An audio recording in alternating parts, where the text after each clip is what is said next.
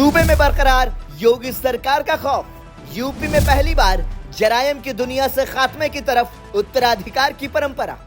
जब पूर्वांचल में मुन्ना बजरंगी ने पैदा की शूटरों की खेप, गुरु को निपटाकर खौफ का नाम बन गया था माफिया अतीक। उत्तर प्रदेश में जरायम की दुनिया में दशकों से चली आ रही उत्तराधिकार की परंपरा खत्म हो चली है।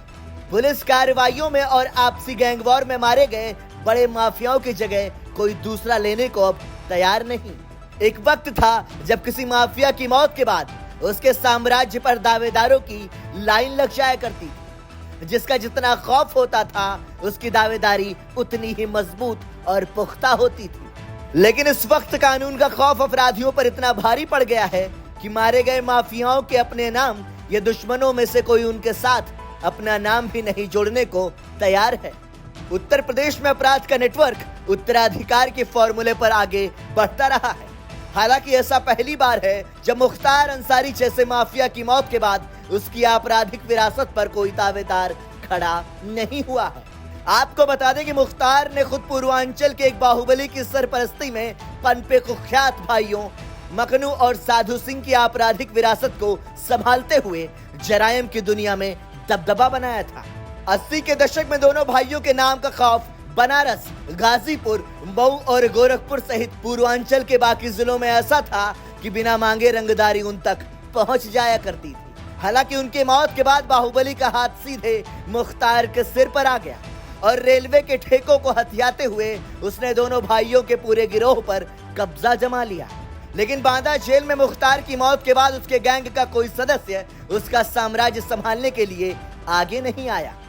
गुरु को निपटाकर खौफ का नाम बन गया था माफिया अतीक अहमद। शिक्षा का केंद्र इलाहाबाद, जो कि अब प्रयागराज नाम से जाना जाता है, 90 के दशक में अपराध की धुरी बन गया था। यहाँ दो चेहरे आतंक का पर्याय थे।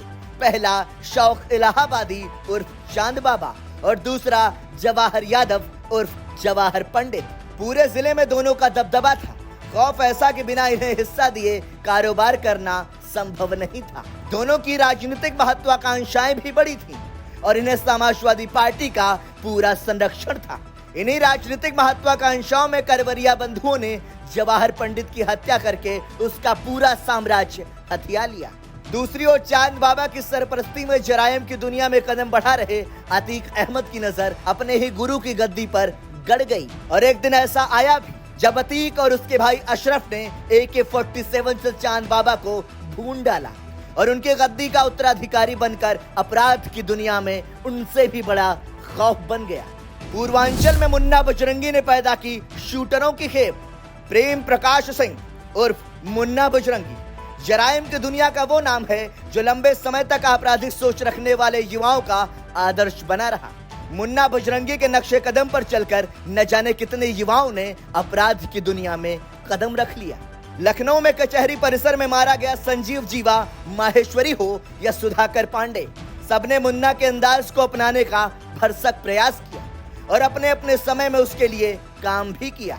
90 के दशक में जौनपुर और आसपास के जिलों में खौफ के दम पर वर्चस्व कायम करने वाले माफिया गजराज सिंह का दामन थामकर मुन्ना बजरंगी अपराध की दुनिया में इतना आगे आया था। गजराज के इशारे पर उसने तत्कालीन विधायक रामचंद्र सिंह की हत्या कर दी थी। यही वो हत्याकांड था जिसने पूर्वांचल में पहली बार लोगों को जानने का मौका दिया कि AK-47 कोई आधुनिक और सबसे खतरनाक हथियार है। कहा जाता है कि गजराज सिंह की मौत के बाद मुन्ना ने कुछ समय तक डिप्टी मेयर अनिल सिंह का सहारा लिया था। मुन्ना का खौफ बढ़ता देख मुख्तार ने सिर पर रखा हाथ। इसी बीच उसे उभरता और निर्भीक अपराधी बनता देखकर मुख्तार अंसारी ने उसे अपनी गैंग में शामिल कर लिया। मुन्ना की महत्वाकांक्षाएं बहुत बड़ी थी, इसीलिए वो किसी एक आका के साथ बंधकर नहीं रहना चाहता था। यूपी में मुन्ना ही वो अपराधी है जिसके गिरोह की हलचलें योगी सरकार के शुरुआती दौर में बनी रही। मुन्ना बजरंगी के साले पुष्पजीत की हत्या के बाद उसके राइट हैंडर तारिक को सरेराह गोलियों से छलनी कर दिया गया। इस दौरान मुन्ना बजरंगी जेल में था और उसके साम्राज्य को हथियाने के लिए कुछ माफियाओं ने दबी जुबान में ही सही अपनी दावेदारी पेश भी की। लेकिन योगी सरकार के अपराधियों के खात्मे के लिए बन रही रणनीति की वजह से किसी को राजनीतिक संरक्षण नहीं मिल सका और जुलाई 2018 में मुन्ना की बागपत जेल में हत्या कर दी गई। उसकी मौत के बाद भी गैंग का कोई वारिसदार सामने नहीं आया। योगी सरकार में 49 अपराधी मारे गए, नहीं दिखे नए चेहरे। अपराध के खिलाफ योगी सरकार की रणनीति कारगर साबित हो रही है। 7.5 साल में यूपी एसटीएफ ने 49 कुख्यात अपराधियों को ढेर किया है, लेकिन इनकी जगह किसी दूसरे चेहरों ने नहीं ली है। इस दौरान एसटीएफ ने 7,000 से ज्यादा अपराधियों और मारे गए बदमाशों के गैंग के सदस्यों को गिरफ्तार भी किया है। आपको बता दें कि यूपी में संगठित अपराध हमेशा पुलिस के लिए चुनौती बना रहा है।